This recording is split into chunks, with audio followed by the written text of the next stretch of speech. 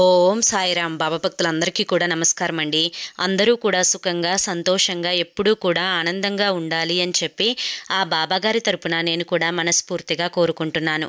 ఈరోజు బాబాగారు అందించే సందేశం ఏంటి అంటే కనుక, తల్లి, సాయి పిలుపు ద్వారా నేను నీకు అందిస్తున్న సందేశం, తక్షణమే రేపు గురువారం బెల్లంతో ఇలా చేసుకో.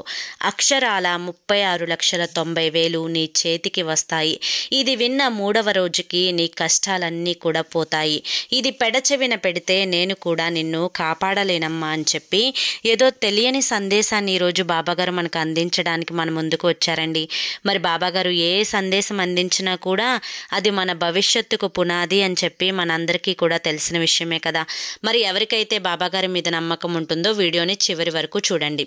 దానికంటే ముందు చాలామంది కూడా గురువుగారి గురించి అడుగుతున్నారండి. అక్క, ఎన్నో రకాల సమస్యలతో మేము సతమతమైపోతున్నాము, మీకు తెలిసిన గురువుగారు ఎవరైనా ఉంటే చెప్పండి అక్క అని చెప్పి అడుగుతున్నారు. నేను పదే పదే ఈ గురువుగారి గురించి ఎందుకు చెప్తున్నాను అంటే కనుక, నేను నా జీవితంలో ఎంతో కష్ట సమయంలో ఉన్నప్పుడు ఈ కష్టం నుంచి అస్సలు బయటపడతాను అనుకోలేదండి. కానీ ఈ గురువుగారిని కాంటాక్ట్ అయిన తర్వాత గురువుగారు చేసిన పూజల వల్ల ఈ కష్టం నుంచి నేను బయటపడి ఈ రోజున ఆనందంగా జీవితంలో ముందడుగు వేస్తున్నాను. అంతేకాకుండా నా స్నేహితురాలు తన బిజినెస్ పార్ట్నరు డబ్బులు అనేవి తనకి ఎగగొట్టి అంటే వెళ్ళిపోతారు అని చెప్పి అంటారు కదా, పరారవుతారు అని చెప్పి అంటారు కదా. అలా పరారైనప్పుడు వాళ్ళ చేతిలో చిల్లిగవ్వ లేనప్పుడు ఏం చేయాలో అర్థం కాని పరిస్థితులలో తను గురువుగారిని అయితే కాంటాక్ట్ అయిందండి. గురువుగారు చేసిన పూజల వల్ల ఆ పార్ట్నర్ వెళ్ళిపోయిన ఆయన, డబ్బులు తీసుకొని వెళ్ళిపోయిన ఆయన మళ్ళీ తిరిగి వచ్చి తనకి డబ్బులు ఇచ్చి మళ్ళీ బిజినెస్ని కొత్తగా స్టార్ట్ చేసుకునేటట్లుగా చేశాడనమాట. అయితే ఈ గురువు గారికి మేము నిజంగా ధన్యవాదాలు చెప్పుకోవాలని నా స్నేహితురాలు నా దగ్గరికి వచ్చి చెప్తుంటే నిజంగా చాలా చాలా సంతోషం అనిపించిందండి. అలాగే మీ జీవితాలలో కూడా ఎటువంటి సమస్యలు ఉన్నా కానీ, ప్రతి మనిషికి సమస్యలు ఉంటాయి. అలా మీ జీవితాలలో ఎటువంటి సమస్యలు ఉన్నా కానీ శ్రీ షిరిడి సాయిబాబా ఆశీస్సులతో జ్యోతిష్యం చెప్పబడును. గురూజీ శివరామరాజు గారు. Phone number 995994225552. మీరు ఇప్పటి వరకు ఎన్నో చోట్ల జ్యోతిష్యం చెప్పించుకొని మీరు ఆశించిన మార్పులు మీ జీవితాలలో జరగలేదని చెప్పి బాధపడి ఉంటారు. కానీ ఇక్కడ అస్సలు అలా జరగదండి. మీ సమస్యలు ఏవైతే ఉన్నాయో, ప్రేమ, పెళ్లి, ఉద్యోగం, రాజకీయం, సంతానం లేక ఇబ్బంది పడుతున్న, భార్యాభర్తల మధ్య గొడవలున్న, అప్పుల సమస్యలున్న, శత్రువుల సమస్యలున్న, చేతిలో డబ్బులు నిలవకపోతున్నా, ఇలా ఏ సమస్య ఉన్నా కానీ అవేంటో మీరు గురువుగారికి వివరించి చెప్పినట్లయితే వాటికి తగిన పూజలు చేసి మీకు గురువుగారు రోజులలోనే పరిష్కారాన్ని చూపిస్తారు. గురువుగారు చెప్పింది చెప్పినట్లు 100కు 1000% జరుగుతుంది. నమ్మకంతో కాంటాక్ట్ అవ్వండి. ఇక ఇప్పుడు మనం బాబాగారి సందేశం ఏంటో తెలుసుకుందాం. తల్లి, తక్షణమే రేపు గురువారం రోజు బెల్లంతో ఇలా చేయి తల్లి. ఇప్పటి వరకు ఎన్నో కష్టాలని అనుభవించావు, ఎన్నో బాధలని అనుభవించావు, ఎంతో నరక యాతనని చూసావు, మనశ్శాంతి లేని రోజులను కూడా గడిపావు. కష్టాలు తీర్చవా బాబా అని చెప్పి ఎంతో ఏడుస్తూ కన్నీరు మున్నీరు అయ్యావు. అయితే నీ కష్టాలన్నీ తీర్చడం కోసమే ఈరోజు నేను నీ ముందుకు వచ్చాను. బిడ్డ, ఇలా చేస్తే కేవలం 3 రోజుల్లోనే నీ కష్టాలన్నీ కూడా తీరిపోతాయమ్మా. తల్లి, ఏది చేసినా కూడా నమ్మకంతో చేయాలి. నమ్మకం అనేది మనిషి యొక్క బ్రతుకుని నిలబెడుతుంది. అదేవిధంగా ఇది నాకు జరుగుతుంది అని చెప్పి నువ్వు తప్పకుండా ఒక నిర్ణయానికి వస్తే ఖచ్చితంగా విశ్వం అనేది నీకు దానికి సపోర్ట్ చేస్తుంది. దాని కారణంగా నీ జీవితంలో జరుగుతుంది అన్న కార్యం ఏదైతే ఉందో అది తప్పకుండా 100కు 1000% అనేది జరిగి తీరుతుంది. కాబట్టి తక్షణమే నేను చెప్పినట్లుగా చేయమ్మా.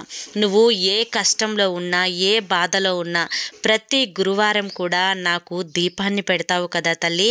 అయితే ఇప్పుడు నేను చెప్పినట్లుగా చేసుకో తల్లి. నువ్వు దీపాన్ని పెట్టిన తర్వాత, అంటే దీపాన్ని పెట్టే ముందు ఏ రోజైనా పర్వాలేదు తల్లి, నీ ఇష్ట దైవం ఎవరికైనా పూజ చేసుకో. కాకపోతే ఒక చిన్న బెల్లం ముక్కను తీసుకొని బెల్లం మీద ఆవు నేతిని కనుక పోసి అది నువ్వు నైవేద్యంగా కనుక పెట్టావు అంటే నీ యొక్క కష్టాలన్నీ కూడా తీరిపోతాయి. అంటే బెల్లాన్ని, చిన్న ముక్క బెల్లాన్ని తీసుకొని దాని మీద ఆవు నెయ్యి వేసి దాన్ని నువ్వు భగవంతుడికి నైవేద్యంగా సమర్పించాలి. తల్లి, ఈ సృష్టిలో బెల్లం అనేది చాలా అద్భుతమైనది. ఈ బెల్లాన్ని ఎవరైతే నైవేద్యంగా సమర్పించుకొని దాని మీద ఆవు నెయ్యి అంటే చాలా పవిత్రమైనది, నీకు తెలుసు కదా. ఈ ఈ రెండింటిని కలిపి నైవేద్యంగా పెట్టేటప్పుడు నీ మనసులో సంకల్పం ఏంటో చెప్పుకో. నీకు ఏదన్నా కష్టాలు ఉండి నిన్ను వెంటాడి వేధిస్తూ ఉంటే ఈ కష్టం నుంచి నేను బయటపడాలి అని చెప్పి, ఈ బాధలన్నీ కూడా నా నుంచి దూరం అవ్వాలి, నేను కోరుకున్న డబ్బు నా చేతికి రావాలి అని నువ్వు ఎంత అమౌంట్ అయితే అనుకుంటున్నావో డబ్బుని, అంత అమౌంట్ని నువ్వు మనసులో తలుచుకొని సంకల్పించుకొని నువ్వు కనుక బెల్లం మీద నేతిని వేసి అది నైవేద్యంగా సమర్పించి పూజ అంతా కూడా పూర్తిగా ముగించుకున్న తర్వాత ఆ నైవేద్యాన్ని కనుక నువ్వు ప్రసాదంగా స్వీకరించినట్లయితే ఖచ్చితంగా నీ జీవితంలో నువ్వు కోరుకున్న ధనం అనేది నీ చేతికి అందుతుంది.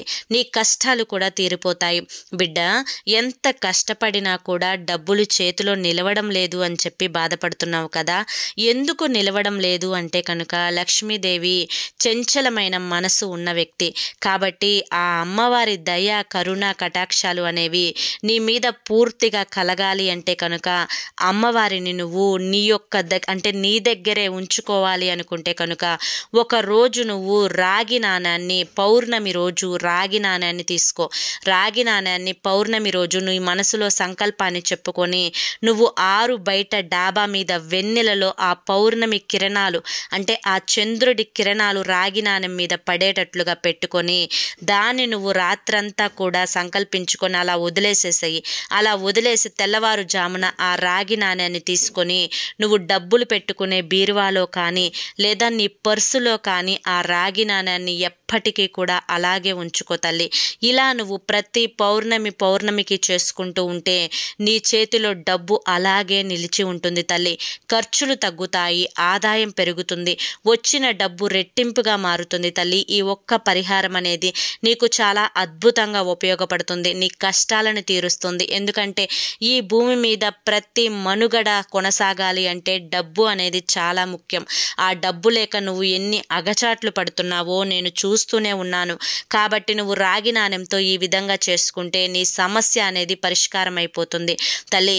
ఇక అంతేకాకుండా రావి చెట్టు కింద నువ్వు ఇంత చిన్న ముక్క బెల్లాన్ని తీసుకొని వెళ్ళి రావి చెట్టు కింద అంటే చిన్న గుంటలాగా తవ్వి నీ మనసులో సంకల్పాన్ని చెప్పుకొని ఆ బెల్లాన్ని ఆ గుంటలో పెట్టి మట్టిని పూజ చేస్తే కనుక ఈ విధంగా కూడా నీ సంకల్పం అనేది తీరుతుంది. ఎందుకంటే రావి చెట్టు అంటే సాక్షాత్తు మనం దైవ స్వరూపంగా భావిస్తూ ఉంటాము.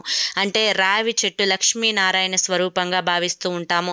ఆ యొక్క లక్ష్మీనారాయణ యొక్క కటాక్షం అనేది నువ్వు రావి చెట్టు కింద బెల్లాన్ని పాతి పెట్టడం వల్ల వస్తుంది. నీ మనసులో సంకల్పం అనేది సిద్ధిస్తుంది తల్లి. ఈ చిన్న పరిహారం కూడా నీ సమస్యలన్నింటికీ కూడా పరిష్కార మార్గంగా మారుతుంది తల్లి. ఇప్పుడు నేను చెప్పేవి ఏవైనా కూడా నీ యొక్క సమస్యలు పరిష్కారం అవ్వడానికి, నీ చేతిలోకి డబ్బు రావడానికి అని చెప్పి గుర్తుంచుకో.